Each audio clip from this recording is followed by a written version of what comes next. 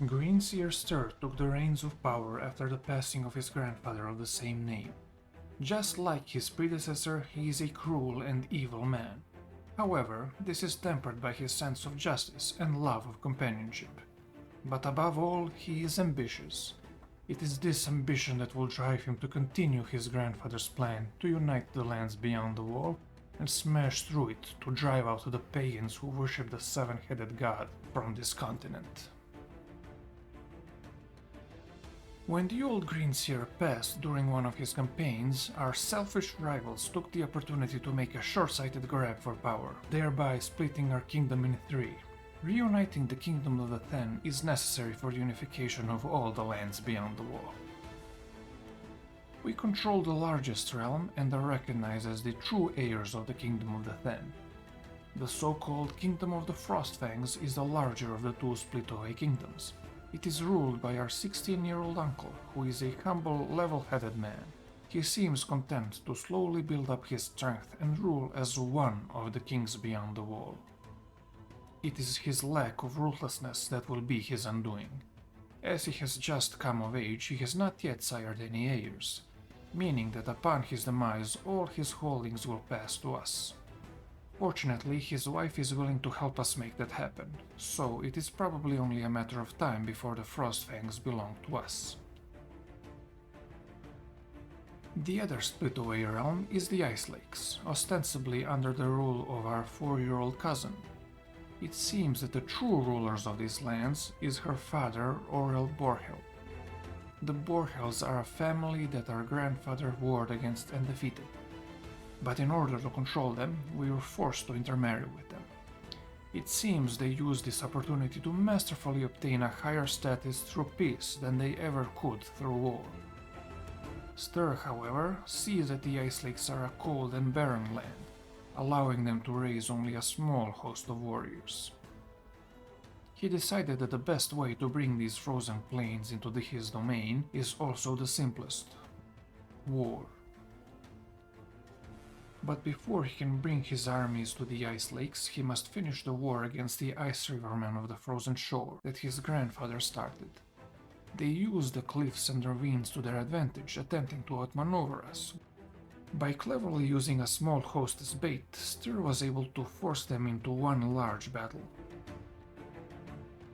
It was not an easy fight. Their numbers and ferocity matched or exceeded our own, but our bronze warriors and superior tactics carried the day. We even managed to capture their leader, forcing a peace and expanding our borders somewhat. Stir was not the only one to notice the weakness of the Ice Lakes. While we were fighting in the Frozen Shore, our vassals took it upon themselves to expand our kingdom at their expense. As the Ice Lake situation was sorting itself out, and our scheme to get rid of the King of the Frostfangs has not yet come to fruition, the Green Seer decided to take the time to get to know his vassals, and to increase his control over them. Just as his grandfather, he adopted a martial lifestyle, resolving to lead his own armies from the front, and to control his subjects with an iron fist. He also recognized the value of being loved by his vassals. To this end, he hosted feasts and hunts, which he thoroughly enjoyed due to his gregarious nature. And finally, as Green Seer, it was only proper that he show his respects for the gods. During this time, our uncle was set upon by bandits and killed. Green Seer Stir was pleased by this, but he soon realized that the same fate could befall him. During his hunt, an arrow came out of nowhere and almost hit him. He searched for the culprit, but found nothing. There was nothing he could do but continue his hunt. Nevertheless, the Frostfang Mountains were brought back into the fold, leaving only the Ice Lakes. Stir's plan for the Ice Lakes, however, was not going as smoothly as for the Frostfangs. Although his cousin and her Borhel puppet master could not hold their kingdom, our own vassals, the Night Runners of Bleakwater, have claimed the Ice Lakes throne for themselves. If they take it, the union of the Ice Lakes and Bleakwater would make a powerful independent realm. We cannot allow this to happen. We must declare war on the Ice Lakes immediately and take the kingdom before the Night Runners.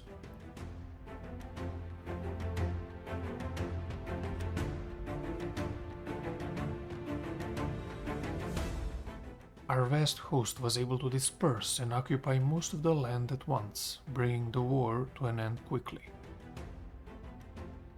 Our cousin has been brought down from queen to a mere chiefess, but as a 7-year-old she didn't quite understand the meaning of this, so she wasn't angry and will probably be a loyal vassal from now on. Her regent, on the other hand, was quite upset with us, but with his reduced status there was not much he could do. With the Kingdom of the Ten reunified, Greenseer Stir is at the same level of power at the age of 22 as his grandfather was on his death. Even his vassals loved him, respected him or feared him. He is in a perfect position to unify the kingdom beyond the wall once and for all. But there is no reason to hurry. Stir is a young man, and he doesn't want to overtire his subjects with war as his grandfather did. All that was left was the frozen shore. The shore was mostly unified under the high chiefdom of the Gleaming Plains. They can gather a host that rivals our own and would not be an easy conquest. Their leader, Toreg Riverblood, is a formidable and highly learned man. Over his long life he has made his homeland into a powerful realm, and he is respected as much as our grandfather was. But he is an old and infirm man.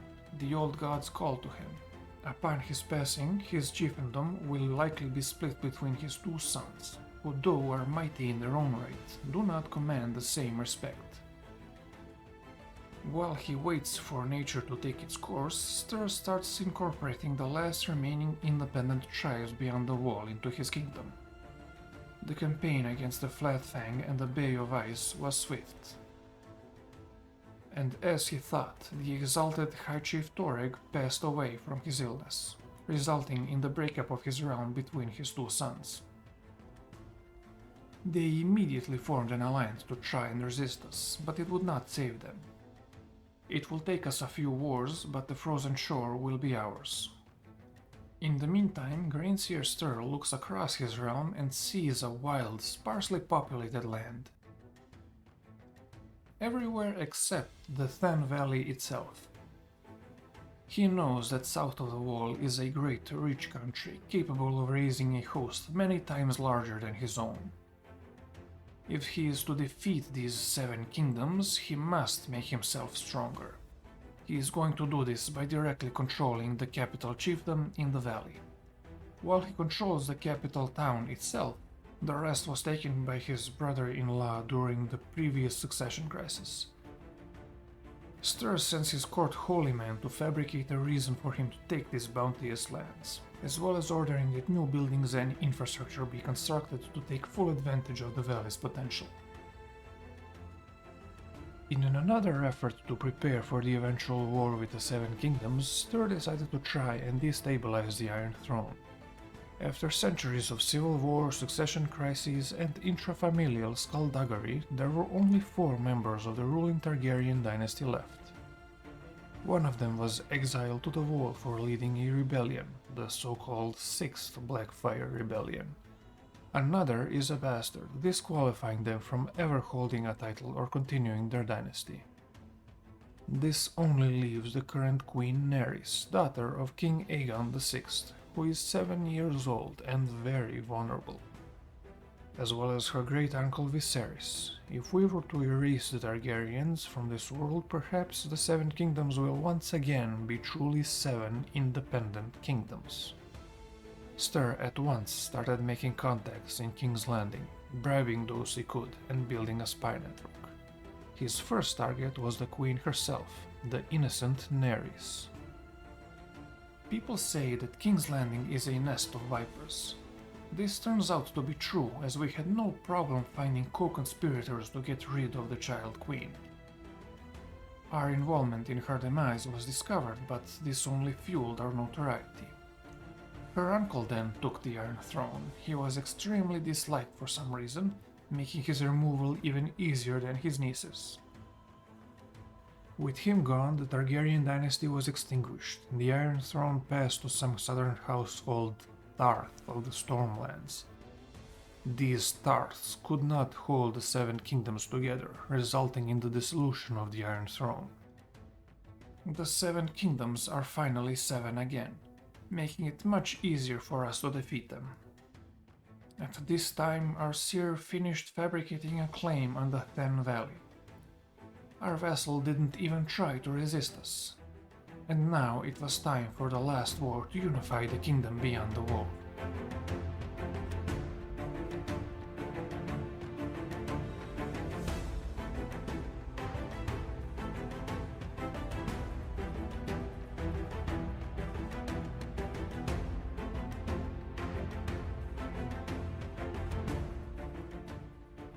After that was done, there was no one left to deny Than's supremacy.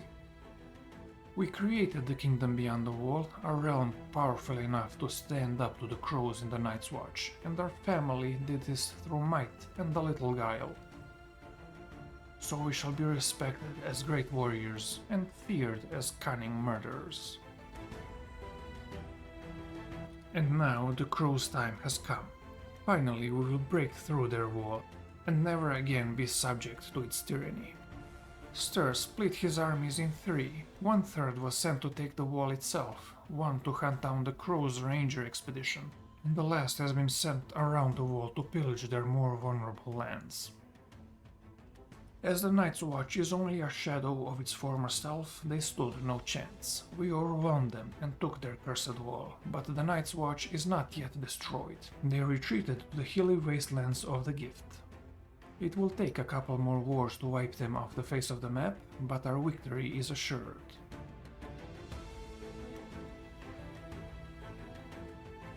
Some southern lords even tried to help the Night's Watch resist us. They used their fancy ships and traitors from within our kingdom to strike us everywhere at once, including the Than Valley itself. They put our logistics to the test, as many of our warriors died from the cold as from the sword. But in the end, they could not stop us. The Night's Watch has been destroyed, and nothing stands between us and the rest of Westeros. This continent is now home to several kingdoms, with no one king being able to unify them to oppose us. This shall be the age of First Man resurgence and revival of the supremacy of the Old Gods and the Magnar.